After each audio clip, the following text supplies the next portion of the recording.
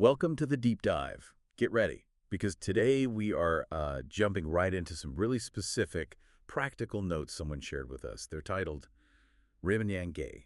Yeah, it translates roughly to tactical notes on rental housing and asset management. It's quite broad, but the piece we're focusing on, well, it really hits a specific, tough situation. Exactly.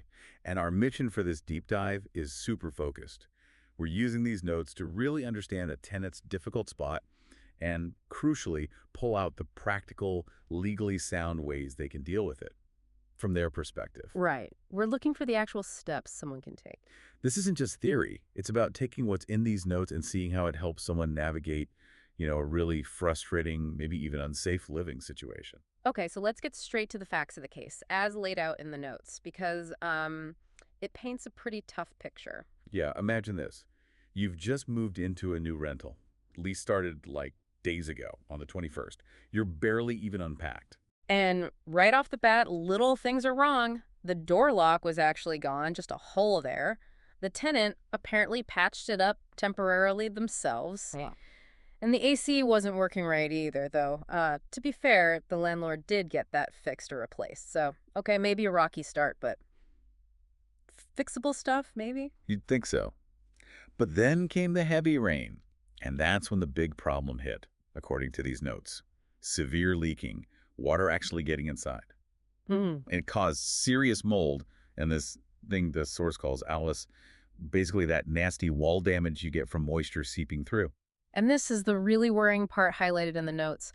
The mold and this damage spread right near a power outlet. Oh, that's bad. Yeah, the notes flag that immediately. It's not just ugly or bad for air quality, it's a potential electrical hazard right in your home. That's terrifying, especially in a new place. Yep. Now, the notes say the tenant did the right thing, documented everything, videos, photos, right away. Good. Smart move. And they messaged the landlord immediately. That was yesterday morning, the notes say. Okay, so quick action. But, and this is key from the source material, the landlord's messages, still showing as unread.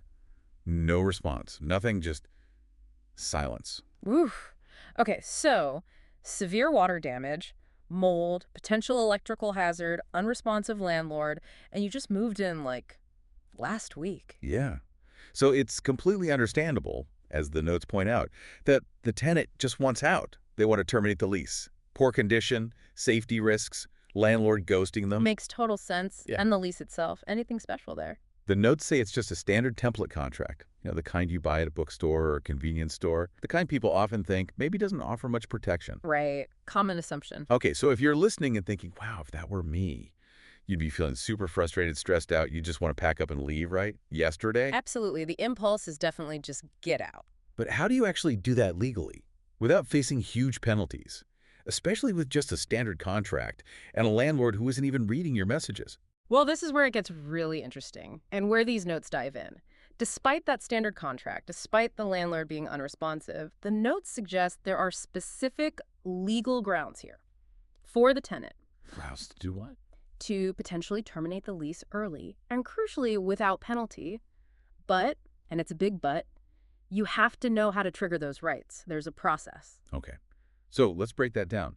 Following the path these notes lay out, what are the practical steps you as the tenant can actually take, based only on what's in this document? All right, so the source material really zeroes in on that severe leak and the mold, especially the part near the power outlet. That's identified as the core legal trigger here. Why is that specific damage so important, legally speaking, according to these notes?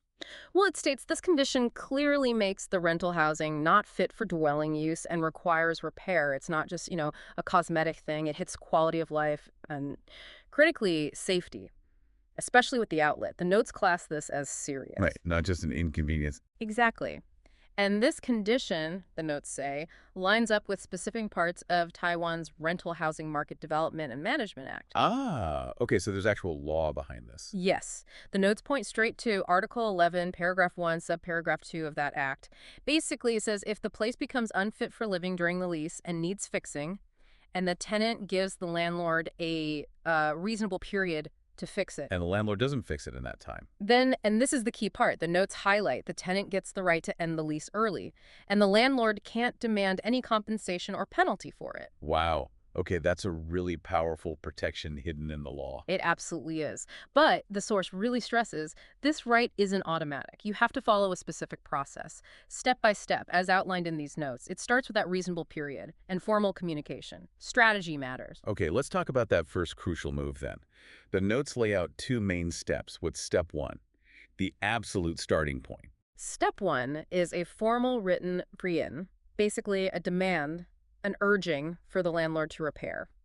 And it needs to have a specific deadline sent formally. Formal being the key word, right? Because the tenant already sent messages, Yeah. which were ignored. So texts or regular messages aren't enough for this legal process the notes describe. Precisely. And this is maybe one of the most practical insights from the notes here. They strongly recommend using HEAT, that's certified mail, with proof of the content and proof of delivery. Ah, like registered mail here, maybe? Something official? Exactly. It's not just sending a letter, it's a legal tool. It creates undeniable proof you send a specific demand with all the details on a certain date.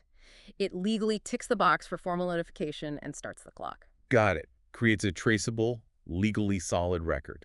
So what needs to be in this certified letter according to the notes? The notes are quite clear. Full address of the rental, your name, landlord's name, then a really clear, detailed description of the problems building on what you already reported. So mention the leak again, the date it started, where it is exactly. Yes, exactly. Like severe leaking since date in the living room ceiling, mention the mold that resulted, and critically, point out it spread near the power outlet. Explicitly state this affects safety, makes the place unfit, and needs immediate repair. And you have to give them a deadline to fix it. Yes, the source calls it that reasonable period, and it suggests giving, say, 7 to 14 days. Depends on how bad it is, how complex the fix might be. The letter needs to state clearly. Please complete repairs within AG 10 or 14 days of receiving this letter. That sets the legal timer. Okay. And should you mention what happens if they don't meet the deadline to kind of underline the seriousness? Absolutely. The notes advise adding a clear statement. Something like, if the repairs aren't done by the deadline, you'll consider it a failure on their part and will exercise your right to terminate the lease early under the Rental Act. Citing that specific article, again, Article 11, Paragraph 1, Subparagraph 2, puts them on formal notice. And what about all that evidence the tenant collected, the photos and videos? Oh, you definitely must mention those in the certified letter. The source suggests saying you already sent them via a message on date or offer to provide copies again. It connects your formal demand directly to the proof. Okay, so step one, formal demand, certified mail, clear description, reasonable deadline, reference the law and the evidence. What if? What if the landlord still ignores it? Or maybe they do a quick patch-up job, but it doesn't really fix the leak and the problems continue. That's when you move to the second step laid out in the notes, which is the formal written notice of termination itself. Okay, so another certified letter. Is that still necessary? Same level of formality? According to the source material, yes. Using CH, again, is highly recommended. Same reason. Proof. Undeniable proof you sent it. And the second letter, you only send it if the landlord blew past the repair deadline from the first letter, or if the repair was totally inadequate and the place is still unfit. Right, and the timing for this second letter, it's really specific, isn't it? You can't just send it the day after the deadline passes and move out immediately. No, absolutely not. This is critical, and it comes from Article 11, Paragraph 3 of the Act, which the notes reference.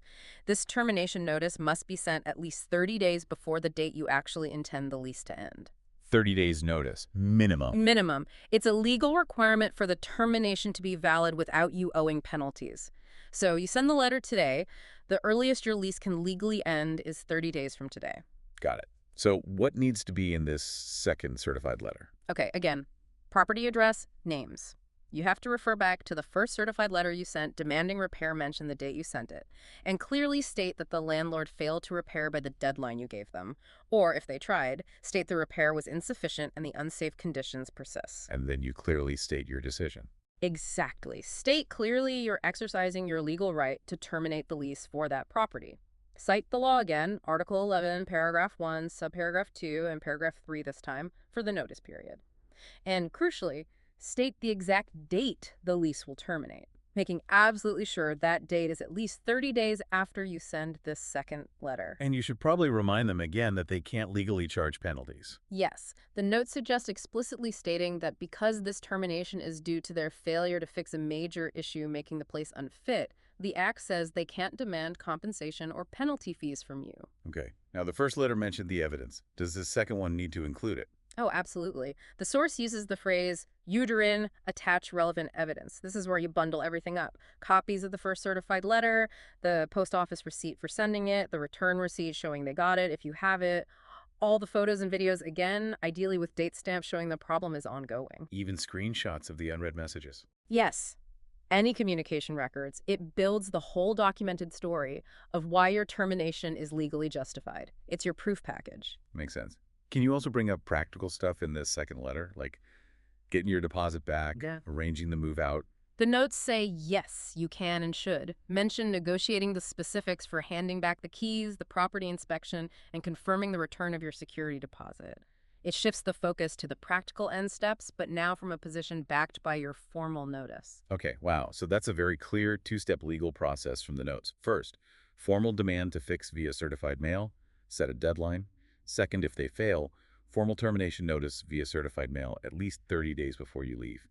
It really feels like understanding this process is the way to turn an informal mess into something legally manageable. And what's really striking is how much the source emphasizes documentation all the way through. It's like your shield and your leverage. Hey, don't lose a single piece of paper Ever. or digital file. Exactly. The notes really stress, keep everything.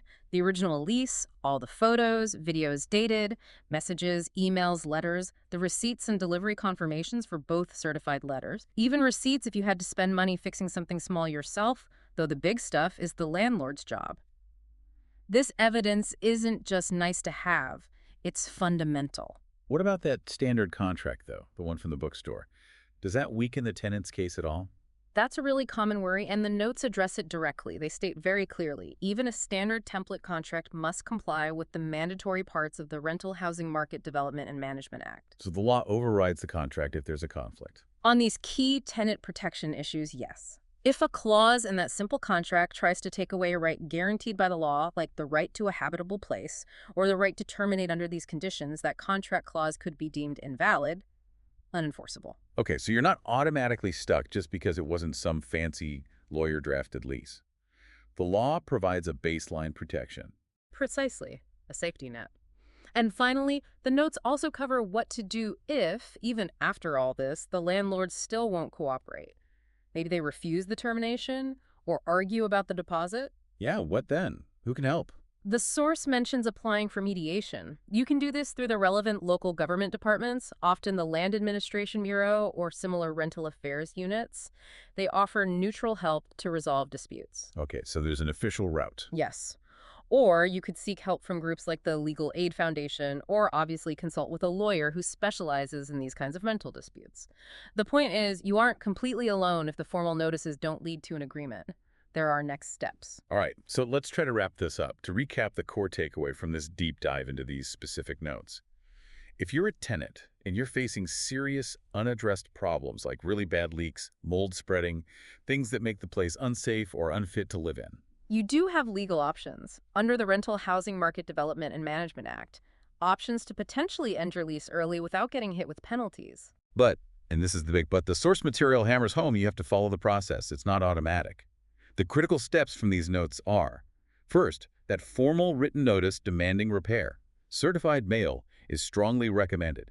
Give a clear, reasonable deadline, maybe 7 to 14 days. Then, step 2, if they fail to fix it by that deadline, you send a second formal written notice. Again, certified mail is best. This one states you're terminating the lease and gives the exact date you'll move out. And remember, that date must be at least 30 days after you send this second notice. And throughout all of this, documentation is everything. Photos, videos, copies of the letters, the receipts. As the notes make clear, understanding this process, following these legal steps, and backing it all up with evidence, that's how you protect your rights and get a resolution, even with a silent landlord and a basic contract. Exactly. It turns the situation from frustrating inaction into a defined legal path. So here's a thought to leave you with, building on what we've unpacked from these notes. Think about how that simple shift from ignored texts to a formal, documented, certified letter completely changes the power dynamic. How it activates legal standing where informal chat failed. Where else in life, maybe outside of renting, could applying that principle of clear, documented process make a real difference when things get stuck? We really hope this deep dive into these specific tactical notes has been useful for you, especially if you or someone you know might be facing a similar kind of rental nightmare. If it sparked questions or if you have notes or sources you'd like us to explore, Please share them. Let us know what you found most helpful here, or what you'd like us to tackle next. Your feedback really does help shape these deep dives. and if you found this valuable and you want more shortcuts to getting informed on interesting topics sourced by listeners like you, please think about subscribing to the deep dive.